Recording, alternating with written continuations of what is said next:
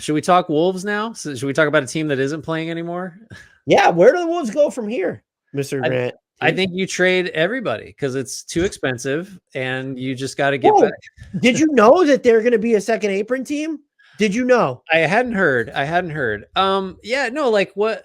So it's always funny to see how people are trying to like break it down to like emphasize how expensive this team has become, where it's like the number's like 135 million between Cat and Ant and Gobert, and then if you add McDaniels, you're over the cap right there with 4 guys, and Conley gets you up to the first 8 of the tax. Or it's just like, okay, the one that is compelling to me is you're at about 196 million with all the guys that you expect to have back. That doesn't include Kyle Anderson or Monte Morris. So like you're second aproning no matter what. And it doesn't include their first round pick, which they have for now. I don't know if that's going to stay that way, but like it is what it is. Like, and then we've talked a lot about how it's urgent, but it's not like capital U urgent because they can get under the second apron by the end of next year. Right. Like that's so I don't know. I don't think we need to, unless you want to go into like, who should they trade and why, and what are the fallbacks? Because like, you just don't have to do it yet.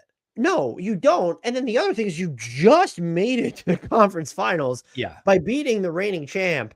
And this is the time where you make the moves on the margins. And here's also the issue where if you want to get out of this, and it's not even the way, and what's really true, first of all, we haven't even talked about this. Who the fuck is controlling this team? Well, like that's the big question. I know Glenn Taylor did a good job of painting himself as the hero at one point. I just don't trust either of these two sides to commit to paying the second apron long term. But for next season specifically, if you make a move before the season starts, like you haven't gotten to the trade deadline and you see you're underachieving and it's we're going to cut costs. That person, whoever's, if it's A-Rod and Mark Laurie, if it's fucking Glenn Taylor, I don't fucking care. Fire them into the sun because then you shouldn't be in a position to own an NBA team if you're not going to stomach it for even a season or a half season just to see where you're at. Right. For this team specifically, like, you don't pay like, I get it if, I don't know, Utah doesn't want to pay the tax or whatever, just like because of where they are. Like the Hawks being self-aware. It's that, but they lie to you and say they will pay the tax and then they don't. But it's like the Hawks are not good enough. They're competitive, but they're not good enough to where, no, we don't really want to start the tax clock. Thank you very much. Yeah, no, right. And it's different now, but not only, it would be different if this weren't the Wolves and it was just a team that beat the defending champs and made the conference finals and like, kind of got it handed to them a little bit, but like, all you can do when you're building a team is make it good enough to get that far. And then it's just kind of a little bit of luck and a little bit like, if we always talk about like, oh, you're trying to win a championship, it's like, you're really trying to make the conference finals. Because if you can get that far, you're really, really good and you had a puncher's chance. And that's the best thing you could possibly hope for. Like you don't like the 64 win Celtics are the outlier. You can't just like, that can't be the goal. Right. So like, if it were just that, you really can't make a cost-cutting move. But because it's Minnesota, who never gets here, you really can't make the cost-cutting move. You like that. It's even more egregious if you use cheapness to like break this team up than it would be for almost any other franchise. Yes, because the bar for success was lower, and they blew past that bar and into a bar that would have been, if the Nuggets reached the conference finals, you would be sitting here and saying like their season, like, yeah, they didn't win and we picked them to win, but like their season was a success. Yep. Like you met the bar that should have been there for the Nuggets. And even the Nuggets internally probably had a lower bar. But the other thing here, though, too, is I think we also need to be open to the idea, but I'm about to shut it down and tell you that we shouldn't be. But in theory, we should be open to the idea that, well, you can make a move to get better. Whereas if you're changing out Karl-Anthony Towns for 2 players who give you, and that's what this team needs, is I'm sure there'll be people in the comments that tell us we're wrong. We've been saying it all year, was the shooting was shaky. And like they need a secondary playmaker to make the decisions that it's not even just that. And I defended Anthony Edwards. Like he made some pretty bad decisions and he's clearly not like the best passer yet, but maybe you called him like he's A- at everything or B+ at passing. That needs to be good enough based off everything else that he does. And so if you can't assemble like a consistently good offense around him with him being the player he is right now, yes, he will get better, but the player he is right now, you should be able to get to a level where your offense doesn't have these peaks and valleys where Yeah. it's, oh, Ant threw another bad pass, our season's over. Like Mhm. he can't be your all everything everywhere, where it's, well, he needs to be our best on-ball defender or second best behind Jaden McDaniels. And I know that's the bar for success for him. So you need kind of that playmaker type to organize things aside from a Mike Conley. And you need just, I would say, shooting. And here's the problem. Like, you need more offensive dynamism. That's what you need. The problem by trading Karl-Anthony Towns is twofold. One, he is, for better or worse, your second most dynamic offensive player. Yep. So, like, now you need to get your second most dynamic offensive player back in that deal, but you also need to make sure that player is an upgrade, or that the other player coming back is your third most dynamic player. And then who wants Karl-Anthony Towns when that supermax extension is about to kick in?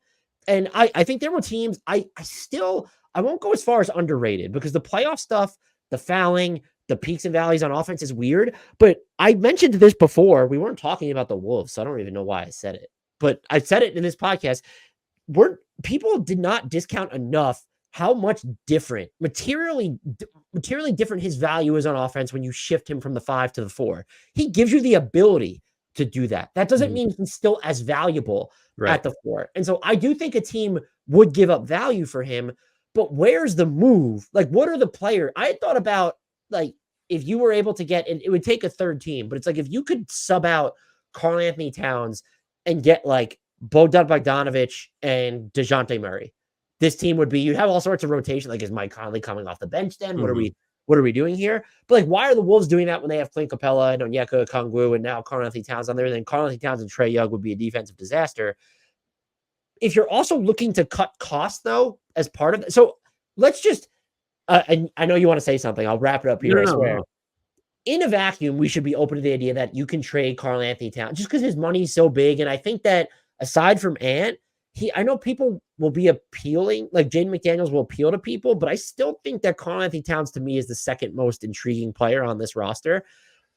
But if you're trying to also cut costs as part of that, you're now dealing with teams that are only going to be sending you draft equity in return. And so now you're getting worse and cheaper. And that's what needs to be inexcusable. So I want to lay the option of, if they find a deal, and maybe it's, they're going to trade their draft pick with Karl-Anthony Towns and get somebody. In all likelihood, they should be aiming smaller rather than thinking about busting this up.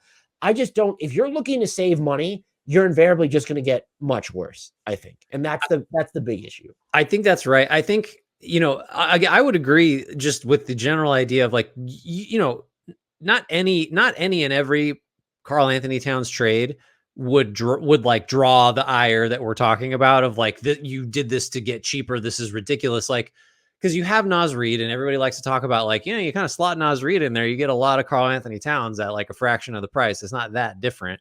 So you backfill that, and then you do go get another guard and another wing or whatever. And like, maybe you're better bottom line. Like, that is a plausible outcome.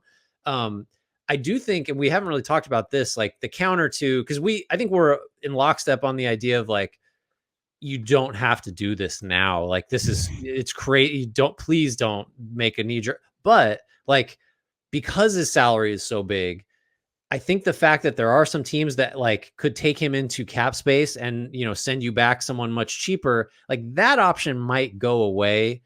Well, probably would go away because of the salary floor rules. Like, if you wait till the trade deadline, like, you might just have fewer options, because then you really are having to deal with like more even money, and you can't take back any more. Not that you would, as a cost cutting, but like the existence of a few teams, like none of these are fits, obviously, other than maybe the Thunder, who I've kind of talked myself into, like, I don't hate Cat in the Josh Giddey spot, but like, they have cap space. Orlando has cap space. Like, Detroit has cap space. There's all these teams that, like, trades are just easier with big salaries when you have teams like that can just, we got it, fine. Well, you want anybody back? You want like a $10 million player back? We can do that. Like, that, the options are there with that. That's the only thing that should be like encouraging haste with this decision. And every other factor is just like, we got to chill out and just hope Anthony Edwards gets 5% better and maybe you win a title. Like, that's where we are with this team. And by the way, the other thing you mentioned about, like, Naz Reid's going to be a free agent after next season. He has a player option. So it's like, he's never going to make as much of Karl-Anthony Towns, but like, he's not going to be super cheap forever. So like, how much money are you still saving? $20 million a year, maybe. So when you're looking at like what they could actually do though, because everything's focused on, okay, they should run it back. I do think you have to aim for improvements. They're only going to have minimums to offer if they keep their salary sheet the way it is. I would love to see them. And I don't know if this would be like, you would probably have to guarantee him being your sixth man. And I don't know why he'd leave Philly, but like Kyle Lowry here would Oh make a yeah. lot of sense. That's like my ambitious target for them in terms of more realistic guys. I think someone like a Cameron Payne you could look at.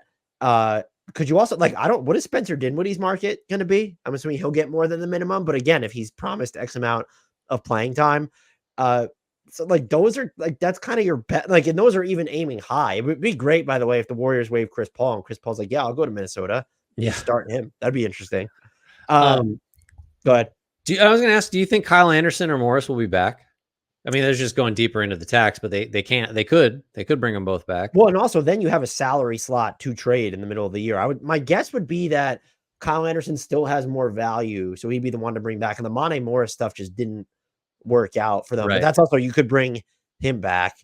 I mean, the worry is like, you know, the guys you mentioned are probably better. Even Lowry is like brings more to the table than Morris, but like that's the type of guy that they're going to be shopping for. You're like, who's like Monte Morris but isn't Monte Morris? You know, like you're not going to start. We can't pay you much. You have to be steady. We're not going to get anything great. Like that's just who that guy is or was. I don't know what he is anymore potentially, but like it is. Is there a scenario where Morris is just like actually is the best they can do? You know, I think that's on the table too. Yeah, well, I mean, because let's just say, and let's be realistic and say, okay, a Dinwiddie who doesn't really help your shooting, but gives you just some additional scoring and playmaking, and Kyle Lowry are sort of off the table. Is DeLon Wright better for you than Monte Morris? Maybe. Defensively, sure, but that's not the issue. Yeah, you don't need that.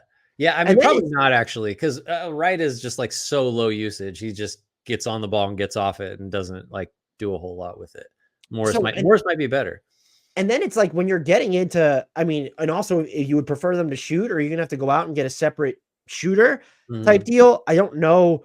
Like, I think if they do anything, it feels like it's gonna have to happen via trade. And now you're in a situation where it needs to be a dollar for dollar match and you can't aggregate salaries. And so your best, or rather, I would say your player who's going to be most expensive that you're likely, because you're not going to trade Gobert. Let's assume that you're not just going to trade Cat. Conley, I don't know why you would trade.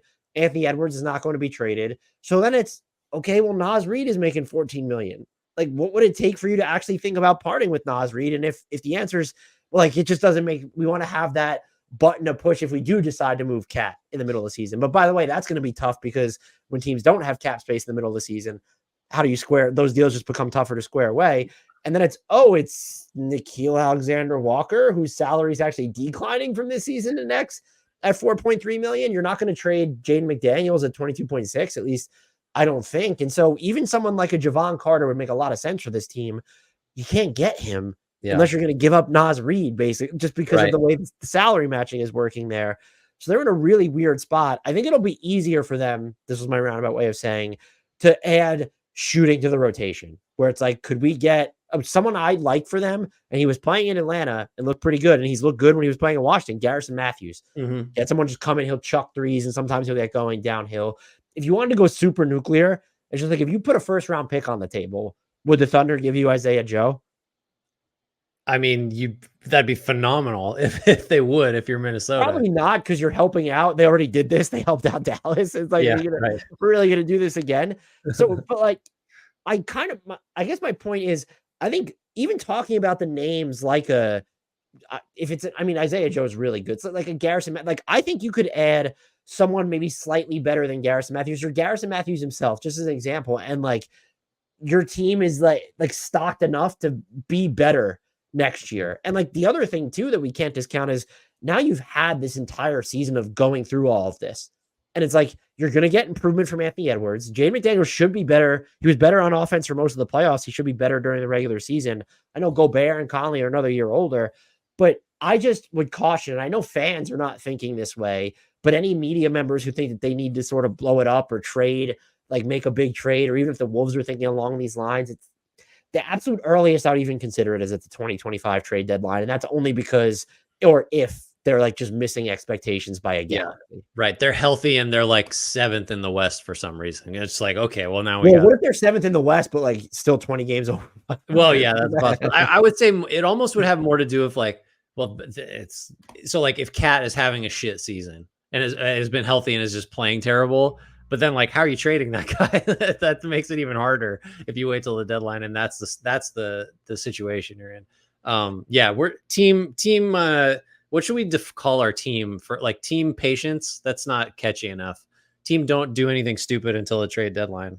And again, it's just like I would feel at least 5% better about about their offense next season if they added Cameron Payne. And I'd probably feel like 20% better about their offense if they added Garrison Matthews, not gonna lie. So like the fact that I'm saying that might be hyperbolic, but it's like if that's what the bar here is, well, and could there even just be, we saw it last year with Kelly Oubre Jr. just signing for the minimum in Philly. Just like something like that, where it's like his knees are cooked, the Grizzlies waive him, and Luke Kennard is just available. Mm-hmm. Oh yeah. And also, like, I know this is we're never gonna get out of this, but like they beat the Nuggets. Like this team beat Denver. Like per a bunch of our YouTube comments, they weren't the better team. The Nuggets lost that series, the Timberwolves didn't. I fucking hate that logic. Maybe next year the Nuggets prove they were the better team. The Timberwolves were the better team in that series. You know how I know that? They won it. Yeah, that's how I know that. Another one. No, yeah. So like that, I think hanging over all of it is like this team is really good, like stupid good. Like, and maybe Dallas is the only team in the West they couldn't have beaten. Like the fact that you could beat Denver, and Denver was everyone's juggernaut. It was our no notes juggernaut. Like they beat them. So if you go into next season knowing that you can do that, you got to feel pretty good just running it back, like, or pretty close to it. It's just you didn't. There's only one team we're pretty sure that Minnesota can't beat, and like who knows how that looks next year. I think that knowledge should really like forestall any major changes for them.